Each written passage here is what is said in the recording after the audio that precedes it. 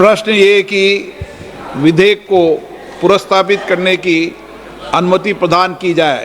जो सदस्य इसके पक्ष में हैं वो हाँ कहें,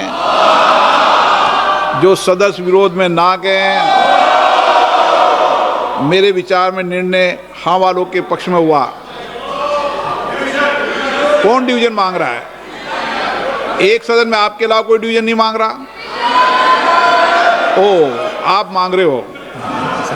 प्रश्न है कि विधेयक को पुरस्तावित करने की अनुमति प्रदान की जाए।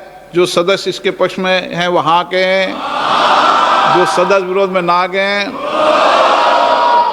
डिवीजन तो अब मतदान की प्रक्रिया शुरू करें।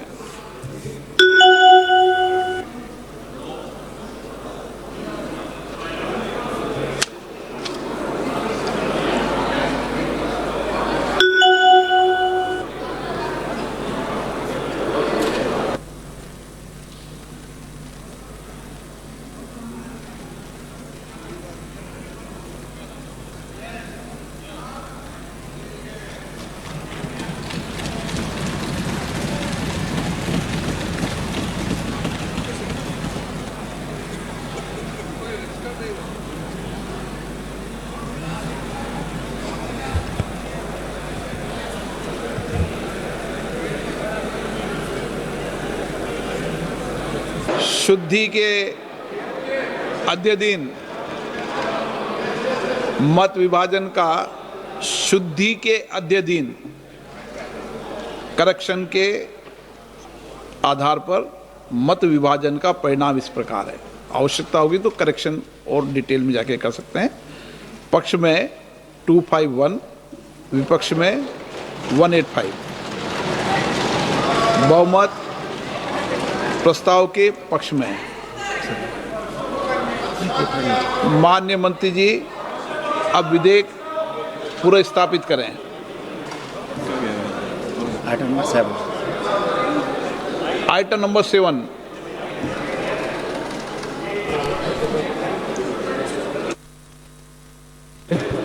मैं आपकी अनुमति से विधेयक को पुरस्तावित करता हूं। आइटम नंबर 8 माननीय गृह मंत्री जी। महोदय, मैं प्रस्ताव करता हूं कि संघ राज्य क्षेत्र विधि संशोधन विधेयक 2026 पर विचार किया जाए। एक मिनट, थोड़ा संशोधन करना पड़ेगा मुझे आइटम नंबर 7 को लेके।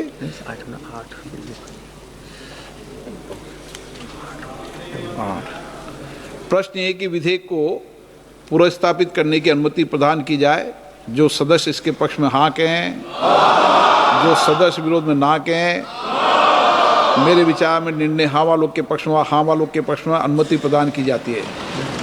माननीय मंत्री जी अब विधेयक पुरस्तावित करें।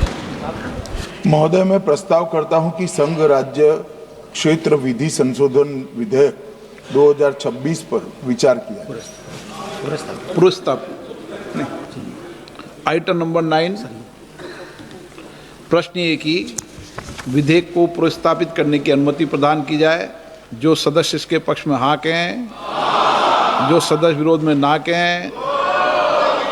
मेरे विचार में निर्णय हाँ वालों के पक्ष में, हाँ वालों के पक्ष में अनुमति प्रदान की जाती है। माननीय मंत्री जी अब विधेयक को पुरस्तावित करें। अध्यक्ष महोदय, मैं आपकी अनुमति से विधेयक को पुरस्तावित करता हूँ। धन्यवाद। Item number 10 Shri Arjun Ram Meghwal. Item number 10 66। Just अध्यक्ष महोदय, with your kind permission, I move the following motion that this House do suspend the proviso to Rule 66 of the Rules of Procedure and Conduct of Business in Lok Sabha in its application to the motion for taking into consideration and passing of the Delimitation Bill 2026 and the Union Territories Laws Amendment Bill 2026 as much as these are dependent upon the Constitution's 131st Amendment Bill 2026.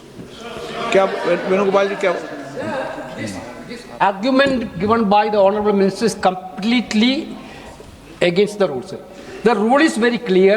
A bill which is dependent wholly or partly upon another bill pending before the House may be introduced in the House in anticipation of the passing of the bill in which it is dependent. Here one is the Constitution bill. Very clearly one is the Constitution bill. and other 2 is not a constitutional bill. Clubbing both together will not be a good practice, sir. Sir, we cannot allow it, sir. Therefore, there are consequences, sir. Just when the Constitution Amendment Bill is going to be defeated, then what is the point, sir? माननीय गृह मंत्री, Therefore, delimitation is completely just अरे हो गया ना भाई, बैठो बैठो, हो गया, आप बोल लिए। अरे बैठो। आप तो अपनी बात कीजिए माननीय गृह मंत्री। माननीय अध्यक्ष जी, मैं व्यवस्था दे रहा हूँ इस पे, मैं व्यवस्था दे रहा हूँ अभी अरे भाई हो गया। गृह मंत्री जी, मैं व्यवस्था दे रहा हूँ इस पे भी। माननीय अध्यक्ष जी, माननीय सदस्य वेणुगोपाल जी ने एक प्रकार से 2 मुद्दे उठाए। एक मुद्दा टेक्निकल है कि जो संविधान संशोधन होता है इसमें गण की आपूर्ति अलग होती है और जो कानून होता है उसमें गण की आपूर्ति अलग होती है। सदन के बहुमत के जो रूल्स है, जो नियम बने हैं वो अलग अलग हैं, इसलिए इस पर साथ में विचार नहीं हो सकता। और दूसरा कि जब डिबेट होती है तब संविधान संशोधन पर डिबेट अलग होना चाहिए और बिल पर अलग डिबेट होना चाहिए।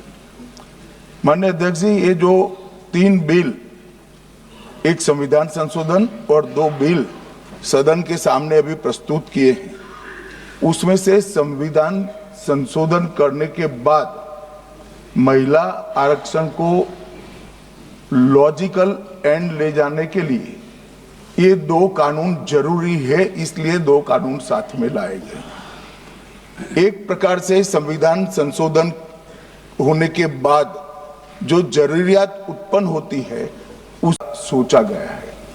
जहां तक उनका सवाल है कि बिल पारित करने में मत का विभाजन अलग अलग होता है, तो अभी हम चर्चा एक साथ में करें, क्योंकि एक कुल मिलाकर एट लेंथ में देखें तो एक ही विषय पर चर्चा होना है। जब आप बिल पारित करोगे तो स्वाभाविक रूप से तीनों संविधान संशोधन में अलग डिवीजन होगा और बिलों की डिवीजन की जरूरत पड़ी तो भी वो अलग होगा।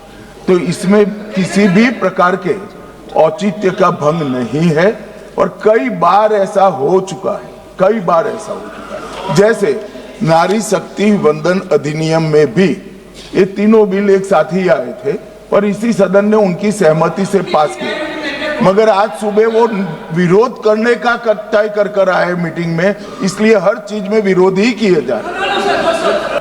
अनुरोध है क्योंकि सारा सदस्य इस महत्वपूर्ण चर्चा के लिए आए हैं, तो आपने पहले ही कह दिया कि बोलने का पर्याप्त समय देंगे। हमारा सरकार की ओर से हम एक बात रखना चाहते हैं कि क्योंकि 2 दिन का चर्चा है, आज सुविधा अनुसार आज और कल मिला करके अभी फिलहाल हम 12 घंटे का हम चर्चा का टाइम तय करें और 12 घंटे के बाद समय एक्सटेंड करने का हम अथॉरिटी हम स्पीकर को दे दें तो भी ठीक है, क्योंकि कल 4 बजे मतदान करने का भी निर्णय है, तो स्पीकर साहब खबर छोड़ देते हैं आज कितना देर तक चर्चा करना है। कि सारा मेंबर देर रात तक बैठेंगे तो हम लोग तो सरकार तो सुनने के लिए जवाब देने के लिए भी तैयार है। माननीय सदस्यगण, इन तीनों विधेयकों पर कल 4 बजे 17 तारीख को 4 बजे मतदान होगा। उसके पहले आज आपको लंबी चर्चा करनी पड़ेगी और 15-18 घंटे जितना घंटा चाहेंगे आपको चर्चा का पर्याप्त अवसर देंगे, कमी नहीं रहेगी समय के पास, सबको समय देंगे। अभी तक माननीय सदस्य 3 घंटे में भी आप एक पार्टी के सदस्य हो और आपका समय 1 मिनट बैठता है। हर व्यक्ति ने हर विधेयक पर 6-6, 7-7 घंटे बोले हैं, ऐसा नहीं बोल सकते आप। कौन से विधेयक पर, हर विधेयक पे मैंने सबको पर्याप्त समय दिया है सदन के अंदर, हर विधेयक पर।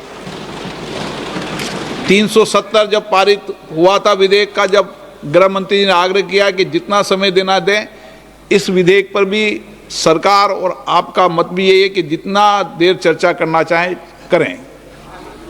ये महत्वपूर्ण विधेयक है, विधेयक महत्वपूर्ण संविधान संशोधन है, इसलिए व्यापक डिटेल चर्चा होनी चाहिए और इस पर 4 बजे मतदान होगा ताकि सबको जानकारी रहे।